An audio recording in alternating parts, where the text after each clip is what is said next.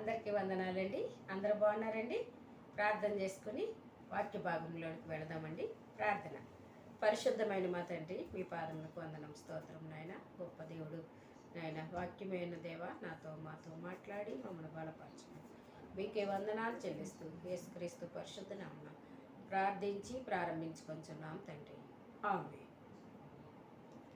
ఆదికాండము 30వ అధ్యాయాన్ని చూసుకుందామండి. మొదటి వచనం చూసుకుందాం. రాహేలు తన యాకోబునకు పిల్లలు కనకపోవట చూసి తన అక్క యందు అసూయపడి, యాకోబుతో నాకు గర్భఫలము నిమ్ము లేని ఎడల నేను చచ్చేదనను. ఇక్కడ చూసినట్లయితే పాత నిబంధనలోని ప్రజలు, దేవుని ప్రజలకు ఒకటి కంటే ఎక్కువ మంది భార్యలు ఉన్నప్పటికీ వారికి కానీ మరెవరికి కానీ ఇది దేవుని యొక్క ఆదేశం కాదని గమనించగలం. అయితే దేవుడు నియమించింది ఒక పురుషుడికి ఒక స్త్రీయే, ఒక స్త్రీకి ఒకే పురుషుడు ఉండాలని దేవుడు నియమించినట్లుగా మనము వాక్య భాగంలో చూడవచ్చు. ఆదికాండము 2వ అధ్యాయంలో ఆ విషయాన్ని మనకి తెలియపరుస్తున్నట్లుగా చూడవచ్చండి. 21వ వచనంలో 22వ వచనంలో ఆ విషయాన్ని మనం చూస్తాం. అప్పుడు దేవుడైన యెహోవా ఆదామునకు గాఢ నిద్ర కలుగజేసి అతడు నిద్రించినప్పుడు అతని ప్రక్కటెముకలలో ఒక దానిని తీసి ఆ చోటును మాంసంతో పూడ్చివేసెను.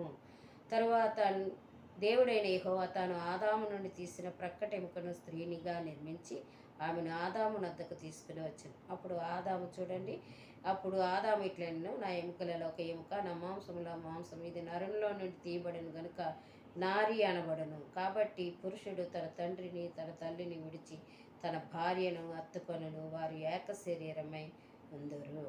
ఈ వాక్య భాగాన్ని మనం ఈ రీతిగా ఒకే పురుషునికి ఒకే భార్య అని వ్రాయబడినట్లుగా మనము వాక్య భాగంలో చూడవచ్చండి. ఈ అధ్యాయంలో ఎక్కువ మంది భార్యలు ఉంటే ఎక్కువ ఇక్కట్లు అన్న విషయాన్ని మనం గమనించగలమండి.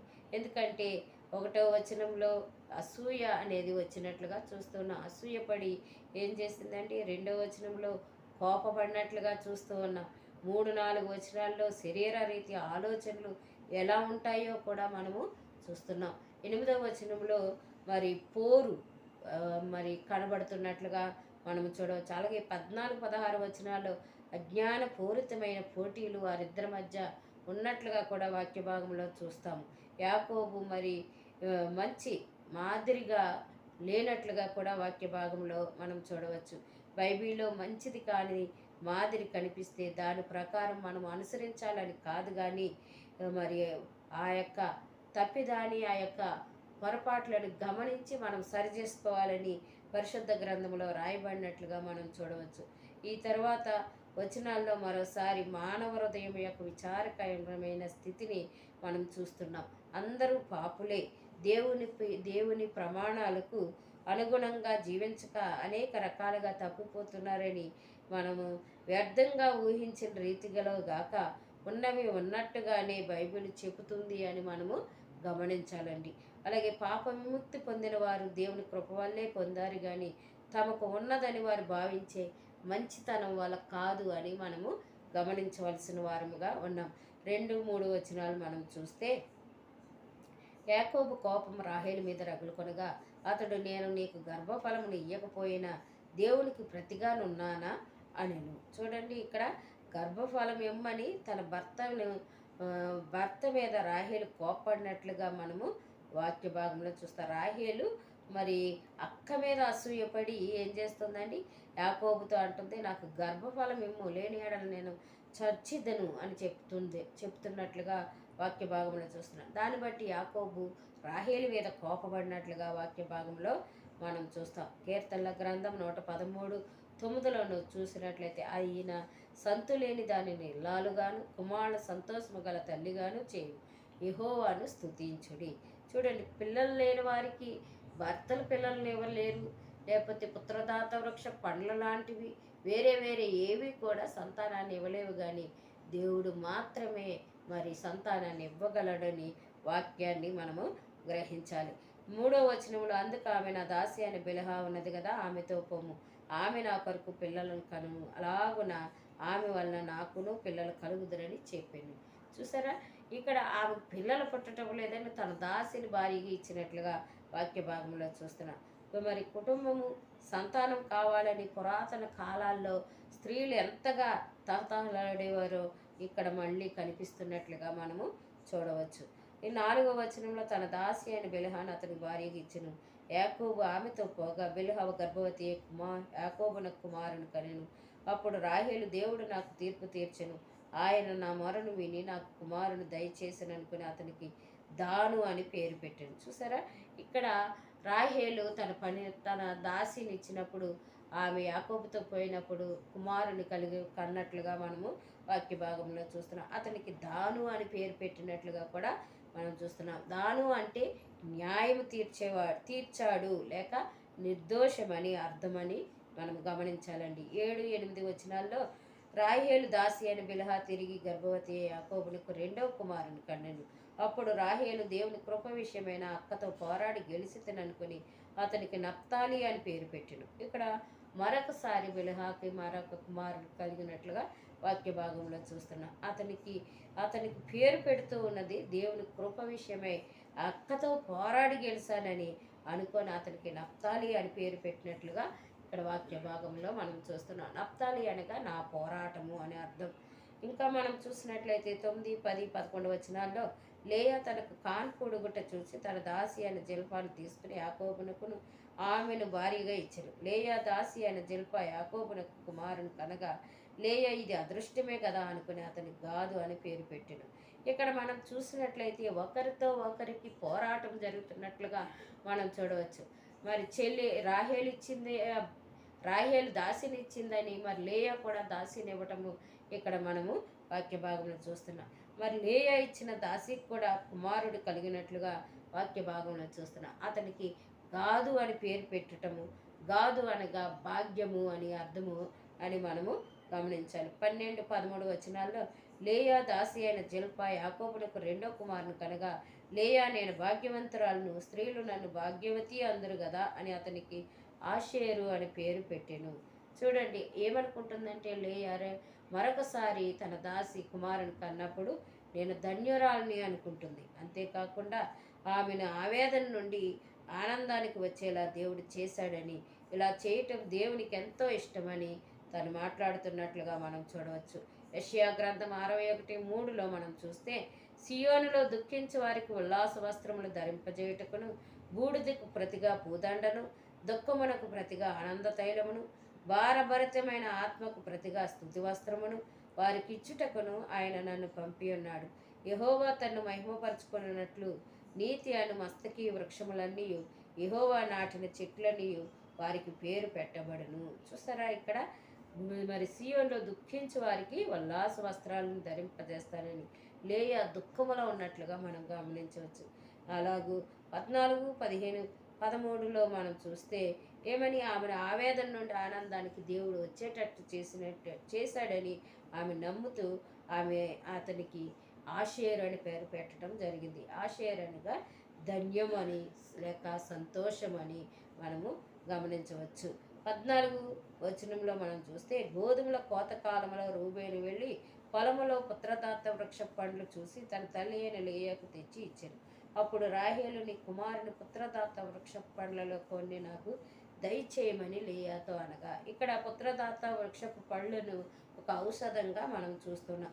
దీన్ని తింటే స్త్రీలు సంతానవంతులవుతారని మరి వారు తప్పుగా నమ్మేవారు ఆ కాలంలో.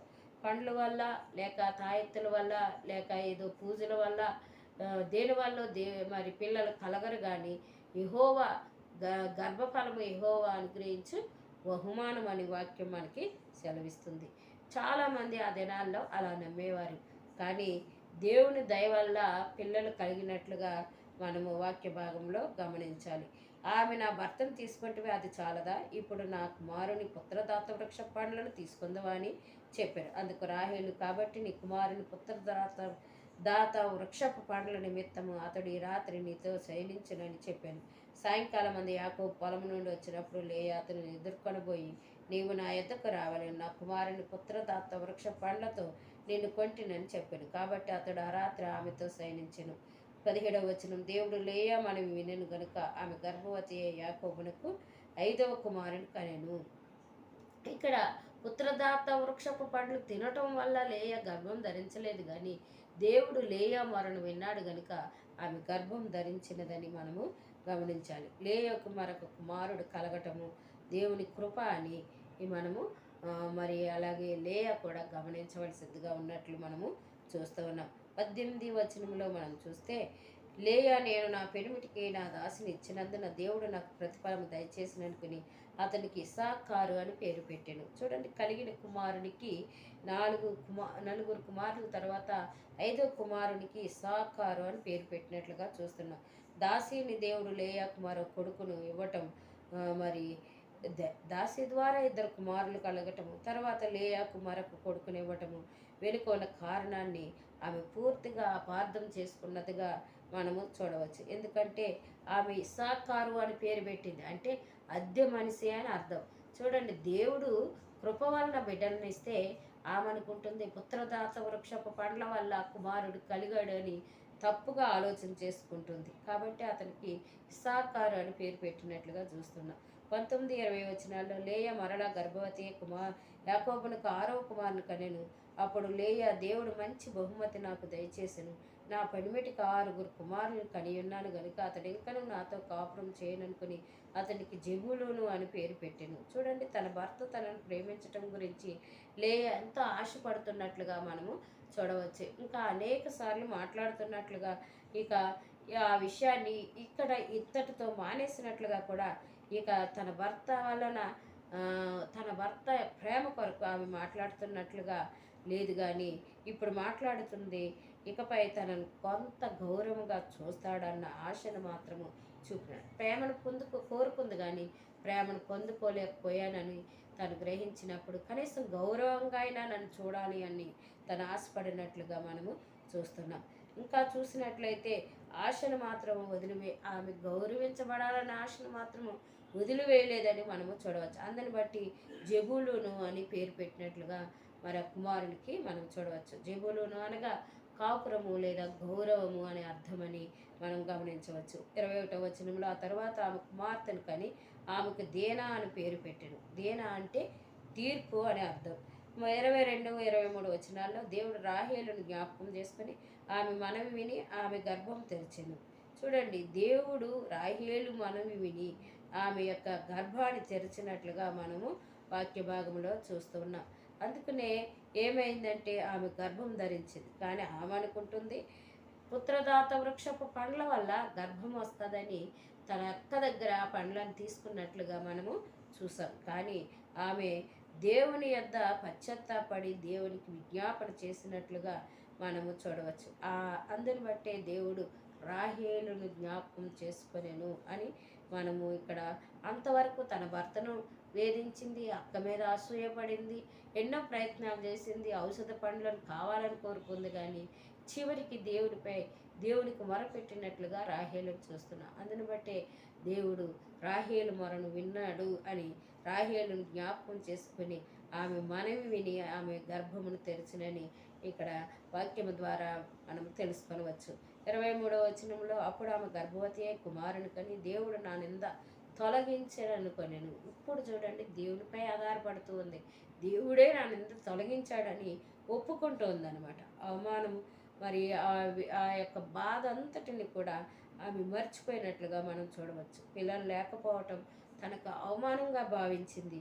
అయితే అది సరికాదని మరి ఆమెకు పిల్లల్ని ఇవ్వవలసిన సమయం వచ్చే వరకు ఆమె ఆ విషయంలో మరి దేవుని సంకల్పం కొరకు ఎదురు చూడవలసినగా ఉండి ఆ దేవునిపై ఆధారపడవలసిన ఆమె దేవునిపై నమ్మకం ఉంచి ఆయన చేవిస్తూ ఉంటే మన పట్ల ఆయన సంకల్పాలు మనకెన్నటికీ అవమాన కారణాలు కావని దేవుని వాక్యం సెలవిస్తుంది. రోమీయులకు రాసిన పత్రిక 12:1-2లో ఆ విషయాలు మనం చూడవచ్చు. 2వ వచనంలో మీరు ఈ లోక మర్యాదను అనుసరింపక ఉత్తమమును అనుకూలమును సంపూర్ణమునై ఉన్న దేవుని చిత్తమేదో పరీక్షించి తెలుసుకున్నట్లు మీ మనసు మారి నూతన మనుగట వలన రూపాంతరము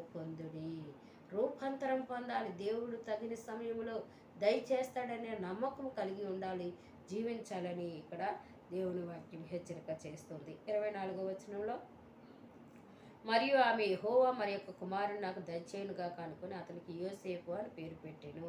చూడండి, యోసేపు అని పేరు పెట్టినట్లుగా ఇక్కడ మనము చూస్తున్నాం. అంటే దాసి కుమారులు ఇద్దరున్నారు. ఇప్పుడు రాహేలుకి కుమారుడు కలిగినట్లుగా వాక్య భాగంలో చూస్తున్నాం. అతడికి యోసేపు అంటే ఆయన వృద్ధి చేయాలి లేదా అభివృద్ధి అని మనము చూడవచ్చు. అంటే ఒక కుమారునితోటి కాదు కానీ ఇంకొక కుమారుని కూడా దేవుడిస్తాడని రాహేలు నమ్మినట్లుగా మనము చూడవచ్చు. రాహేలు యోసేపుని కనిన తర్వాత యాకోబు లాభాలతో నన్ను పంపివేయును, నా చోటికిని నా దేశమునకు వెళ్ళేదను, నా భార్యలను నా పిల్లలను నాకు అప్పుడు నేను వెళ్ళేదను, వారి కోసము నీకు కొలువు చేసి తిని నేను నీకు కొలువు చేసిన విధమును నువ్వు ఎరుగుదువు కదా అని చెప్పాను. అందుకు లాభాను అతనితో, నీ కటాక్షం నా మీదనున్న ఎడల నా మాట వినుము, నిన్ను బట్టి యెహోవా నన్ను ఆశీర్వదించినని శకునము చూసి తెలుసుకుంటున్నానని చెప్పాను. చూసారా, ఇక రాహేలు కుమారుడు కలిగిన తర్వాత నా దేశానికి నేను వెళ్ళిపోతానని లాబానుతో చెప్పినప్పుడు లాబాను మాట్లాడుతున్న మాటలు, యెహోవా నిన్ను బట్టి నన్ను ఆశీర్వదించినని నేను శకునం తీసి చూసి తెలుసుకుంటాను కనుక నీకేం కావాలో నువ్వు కోరుకో అని అడుగుతున్నట్లుగా 28, 29 వచనాల్లో మనం చూస్తూ ఉన్నాం. మరియు అతడు, నీ జీతం ఎంత అని నాతో చెప్పుము, స్పష్టముగా చెప్పుము, అది ఇచ్చేదనను. అందుకు యాకోబు అతను చూసి, నేను నీ ఎట్లు కొలువు చేస్తున్నావు, నీ మందలు నా యొద్ద ఎట్లుండెనో అది నీకు తెలియను. నీ 30 వచనం, నేను రాకమునుపు నీకుండినది కొంచెమే, అయితే అది బహుగా అభివృద్ధి పొందను. నేను పాదం పెట్టిన చోటెల్లా యెహోవా నిన్ను ఆశీర్వదించను.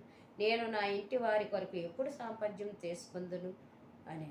అప్పుడు అతడు 31 వచనం, అప్పుడు అతడు, నేను నీకేమి ఇయ్యవలనని అడిగినందుకు యాకోబు, నీవు నాకేమీ ఇయ్యవద్దు, నీవు నా కొరకు ఈ విధముగా చేసిన ఎడల నేను తిరిగి నీ మందను మేపి కాచేదను. ఇక్కడ చూసినట్లయితే మరి లాభాను అడుగుతూ ఉన్నాడు, నువ్వు నీ వల్లే దేవుడు నన్ను దీవించి ఆశీర్వదించాడు, కాబట్టి నీకు జీతం ఎంత కావాలో కోరుకో అని అడిగినప్పుడు మరి ఆ మాటలకు యాకోబు మాట్లాడుచున్న మాటలు మనం చూస్తున్నాం.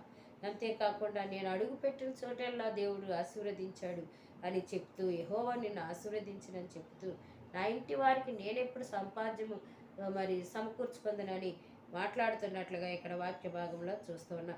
31, 32 వచనాల్లో, అప్పుడు అతడు, నేను నీకేమి ఇయ్యవలనని అడిగినందుకు యాకోబు, నీవు నాకేమీ ఇయ్యవద్దు, నీవు నా కొరకు ఈ విధంగా చేసిన ఎడల నేను తిరిగి నీ మందను మేపి కాచెదను. 32 వచనం, నేడు నేను నీ మందంతటిలో నడిచి చూచి పొడలైనను మచ్చలైనను గల ప్రతి గొర్రెను, గొర్రె పిల్లలో నల్లని ప్రతి దానిని, మేకలలో మచ్చలైనను పొడలైనను గల వాటిని వేరుపరచెదను, అట్టివి నాకు జీతమగును. 33 వచనం, ఇక మీదట నాకు రావలసిన జీతమును గూర్చి నీవు చూడవచ్చినప్పుడు నా న్యాయ ప్రవర్తనయే నాకు సాక్ష్యమగును.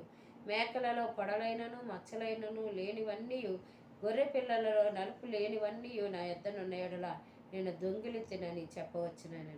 ఇక్కడ మరి గొర్రె పిల్లలలో నల్లని ప్రతి దానిని, మేకలలో మచ్చలైన పొడలైన ప్రతి దానిని కూడా వేరుపరిచినట్లుగా చూస్తూ ఉన్నాం. అటువి నాకు జీతమగును అని చెప్పటము కూడా ఇక్కడ వాక్య భాగంలో చూస్తున్నాం. కాబట్టి మరి దేనిని కూడా నేను దొంగిలించలేదని చెప్తున్నట్లుగా వాక్య భాగంలో చూడవచ్చు. 34, 35 వచనాల్లో, అందుకు లాభాను మంచిది, నీ మాట చొప్పుననే కానిమ్మనెను. ఆ దినమున లాభాను సారైనను మచ్చైనను గల మేకపోతులను, పొడలైనను మచ్చలైనను గల పెంటి మేకలన్నిటినీ, కొంచెము తెలుపు గల ప్రతి దానిని, గొర్రె పిల్లలలో నల్లవాటినన్నిటినీ వేరు చేసి తన కుమారుల చేతికి అప్పగించెను. యాకోబు తన అన్నను తండ్రిని మోసగించాడు, అతడి మామ చేతుల్లో మోసపోయాడని ఇక్కడ మనము చూడవచ్చు. అతడి సొంతానికి ఒక్క గొర్రెనైనా మేకనైనా వదలటానికి లాభాను ఇష్టపడలేని వాడిగా కనబడుతూ ఉన్నాడు. 36వ వచనం, 37వ వచనంలో, తనకును యాకోబునికి మధ్య 3 దినముల ప్రయాణం అంత దూరం పెట్టెను. లాభాను యొక్క మిగిలిన మందను యాకోబు మేపుచుండెను. చూసారా, లాభానికి యొక్క మందలకి అలాగే యాకోబు యొక్క మందలకి 3 దినముల అంత ప్రయాణం అంత దూరం పెట్టినట్లుగా మనం వాక్య భాగంలో చూస్తున్నాం. యాకోబు చేనారు జంగిచాలు అని చెట్ల చువ్వలను తీసుకుని ఆ చువ్వలలో తెల్ల చారలను కనబడినట్లు అక్కడక్కడ వాటి తొక్కలు ఒలిచి 38వ వచనం, మందలు నీళ్లు త్రాగవచ్చినప్పుడు అవి చూలు కట్టుటకు అతడు తాను ఒలిసిన చువ్వలను మందలు త్రాగుటకు వచ్చి కాలువలలోను నీళ్ల గాళల్లోనూ వాటి ఎదుట పెట్టగా, మందలు ఆ చువ్వల ఎదుట చూలు కట్టి చారలైనను పొడలైనను మచ్చలైనను గల పిల్లలను ఈనెను. యాకోబు గొర్రె పిల్లలను వేరు చేసి చారలు గల వాటి తట్టును, లాభాను మందలలో నల్లని వాటి తట్టును మందల ముఖములకు తిప్పి తమ మందలను లాభాను మందలతో నుంచక వాటిని వేరుగా ఉంచెను. ఇక్కడ చూసినట్లయితే యాకోబు తనతో కూడా కొన్ని ఉపాయాలు మరి తెలుసుకున్నవాడుగా కనబడుతూ ఉన్నాడు. నిజానికి యథ అంటే అవి పొదుగుతున్నప్పుడు అవుతున్నప్పుడు గొర్రెలు మేకల కళ్ళెదుట ఒలిచిన చువ్వలు పెట్టడము, చారలు మచ్చలు ఉన్న పిల్లలు ఎక్కువగా ఎందుకు పుట్టాయో కారణం మనం అక్కడ 31వ అధ్యాయంలో మనకు కనబడుతుంది. అయితే మరి ఇలా జరగటము ప్రకృతి ధర్మం ద్వారా జరిగే పనిచేస్తున్న దేవుని కృప వల్లే కానీ, ప్రకృతి వల్ల కాదు కానీ, యాకోబు యొక్క జిత్తులు వల్ల కాదు కానీ, యాకోబు యొక్క మోసం వల్ల కాదు కానీ, దేవుని కృప వల్లనే మరి యాకోబుకు గల మందలు సమకూర్చబడినట్లుగా మనము వాక్య భాగంలో చూడవచ్చు. 38, 39, 40 వచనాల్లో మనం చూస్తే, మందలు నీళ్లు త్రాగ వచ్చినప్పుడు అవి చువ్వలు కట్టుటకు అతడు తాను ఒలిచిన చువ్వలను మందలు త్రాగుటకు వచ్చి కాలువలలోను నీళ్ల గాళల్లోనూ వాటి యందు పెట్టగా 39 మందలు ఆ చువ్వల ఎదుట చూలు కట్టి చారలైనను పొడలైనను మచ్చలైనను గల పిల్లలను ఈనెను. ఇలాగ ఈనటాన్ని బట్టి అతడు అనుకుంటున్నాడు, యాకోబు నేను మరి ఈ యొక్క చువ్వలను అవి నీళ్లు త్రాగటానికి వచ్చినప్పుడు వాటి ముందు పెట్టాను, అందుకనే మరి అవి ఇలాంటివి పిల్లలను ఈయనని తను అనుకుంటున్నాడు. కానీ అందువల్ల కాదు కానీ దేవుని కృప వలన యాకోబు లాభాలను మోసం చేసిన విధానాన్ని దేవుడు చూశాడు. అలాగే యాకోబు ఎంత కష్టపడ్డాడో కష్టానికి తగిన ప్రతిఫలాన్ని దేవుడు ఇచ్చినట్లుగా ఇక్కడ మనము చూడవచ్చు. 40, 41, 42, 43 వచనాల్లో మనం చూస్తే, మందలు ఆ చువ్వల ఎదుట చూలు కట్టి చారలైనను పొడలైనను మచ్చలైనను గల పిల్లలను ఈనెను. యాకోబు ఆ గొర్రె పిల్లలను వేరు చేసి చారలు గల వాటి తట్టును లాభాను మందలలో నల్లని వాటి తట్టును మందల ముఖములు త్రిప్పి తన మందలను లాభాను మందలతో నుంచక వాటిని వేరుగా ఉంచెను. మందలో బలమైనవి చూలు కట్టినప్పుడల్లను అవి ఆ చువ్వల ఎదుట చూలు కట్టునట్లు యాకోబు మంద కన్నుల ఎదుట కాలువలలో చువ్వలు పెట్టెను. మంద బలహీనమైనప్పుడు పెట్టలేదు. అట్లు బలహీనమైనవి లాభానుకును బలమైనవి యాకోబునకు వచ్చెను. ఆ ప్రకారం ఆ మనుషుడు అత్యధికముగా అభివృద్ధి పొంది విస్తారమైన మందలు, దాసీలు, దాసులు, ఒంటెలు, గాడిదలు గలవాడాయను.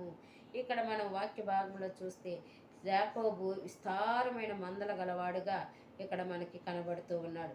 పశువుల కోసము అతనికి సేవ చేయటానికి మరి లాభాను యాకోబుతో మరి ఒప్పందం చేసుకుని క్రొత్త నిబంధన చేసుకున్నట్లుగా మనం చూడవచ్చు. తన మేనమామ లాభానుతో 14 సంవత్సరాలు గడిపిన తర్వాత యాకోబు దేవుని వాగ్దానానికి తప్ప ఎలాంటి డబ్బు లేదా ఆస్తులు లేకుండా విడిచిపెట్టాలని నిర్ణయించుకున్నాడు. అయితే లాభానికి చెందిన కొన్ని వస్తువులపై అతనికి హక్కు ఉంది మరియు దేవుడు వాటిని కలిగి ఉండాలని కోరుకున్నాడు. చాలా అత్యాశ గల లాభాలతో నిర్ణయించిన వేతనానికి అంగీకరించడానికి బదులుగా అతను తన కారణాన్ని దేవుని చేతిలో విడిచిపెట్టాడు. యాకోబు తన వస్తువులలో కొన్ని రంగుల జంతువులు మాత్రమే ఉండేలా చూసుకున్నప్పుడు నిజాయితీగా ఉన్నాడు. లాభాను యాకోబు జంతువులు తన జంతువులకు మాత్రమే రంగులు కలిగి ఉంటాయని అనుకున్నాడు. కానీ అతను తప్పు చేశాడు. ఈ ఒప్పందం తర్వాత యాకోబు యొక్క చర్యలు చాలా తెలివిగా మరియు విషయాలను నిర్వహించటంలో మంచివాడని చూపించాడు.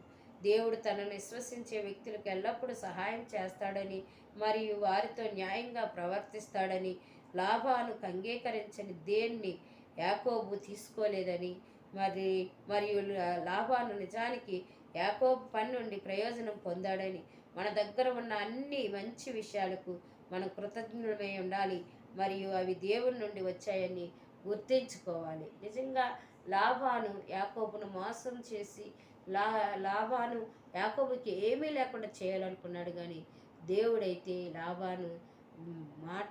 లాభాను ఆలోచనలను తప్పించినట్లుగా చూస్తున్నాం. యాకోబును మరి సంపద గలవానిగా ఆశీర్వదించినట్లుగా వాక్య భాగంలో మనము చూస్తున్నాం. మనుషులు పాడు చేయాలనుకుంటే పాడవరు, కానీ దేవుడే మరి దేన్నైనా చేయగల సమర్థుడని నమ్మి ఆయన మీద నమ్మకం ఉంచినట్లయితే దేవుడు మనలందరినీ ఆశీర్వదిస్తాడు. అటువంటి కృప దేవుడు మనందరికీ అనుగ్రహించునుగాక. ప్రార్థన చేసుకుందామండి. పరిశుద్ధమైన మా తండ్రి, మీకు వందనాలు, స్తోత్రాలు నాయన. యాకోబునైనా ప్రభ మోసగాడైనప్పటికీ ప్రభ మోసపోయినట్లుగా చూస్తూ ఉన్నాం. నాయన ప్రభా మోసపోవటమే కాదు కానీ నాయన ప్రభా తన మామ నాయన ప్రభా తనకి ఏమి దక్కకూడదని చూసినప్పుడు ప్రభా కృపగల దేవుడిగా యాకోబుని మీరు ఆశీర్వదించారు. నేటి దినాల్లో మమ్మల్ని కూడా అటు రీతిగా ఆశీర్వదిస్తున్నందుకు మీకు వందనాలు చెల్లిస్తూ యేసుక్రీస్తు పరిశుద్ధ నామమున ప్రార్థించి వేడుకొంచున్నాను మా తండ్రి. ఆమేన్. ఆమేన్.